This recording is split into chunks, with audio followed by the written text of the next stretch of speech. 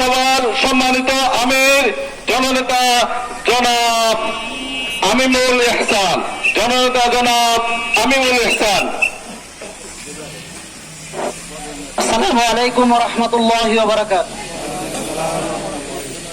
আলহামদুলিল্লাহি রাব্বিল আলামিন, আসসালাতু ওয়াসসালামু আলাইকা ইয়া আশরাফিল আমবিয়া ওয়াল মুরসালিন ওয়া আলা আলিহি ওয়া আসহাবিহি আজমাইন। জুলাই সনদ বাস্তবায়ন ও জুলাই গণহত্যাকারীদের শাস্তির দাবিতে আজকের এই বিক্ষোভ মিছিলে উপস্থিত সম্মানিত তৌহিদি জনতা, আপনারা জানেন আজ থেকে 2 বছর আগে এই 1 আগস্ট এই বাংলাদেশের মাটি থেকে জামাত ইসলামীকে নিশ্চিহ্ন করে দেওয়ার জন্য জামাত ইসলামীকে নিষিদ্ধ ঘোষণা করে দেওয়া হয়েছিল। এদেশের ইসলামী আন্দোলনকে নিয়ে ষড়যন্ত্র করছে, এদেশের মাটি ও মানুষকে নিয়ে ষড়যন্ত্র করছে, তাদের অবস্থা সেই একই রকমের হবে।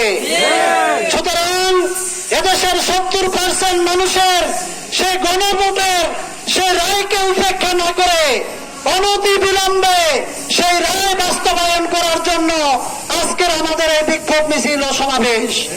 এজন্য জনগণের এই দাবিকে মেনে নিয়ে, এই জনগণের আকাঙ্ক্ষাকে মেনে নিয়ে জুলাই সনদ বাস্তবায়ন করার জন্য আমাদের পক্ষ থেকে জোর দাবি জানাচ্ছি।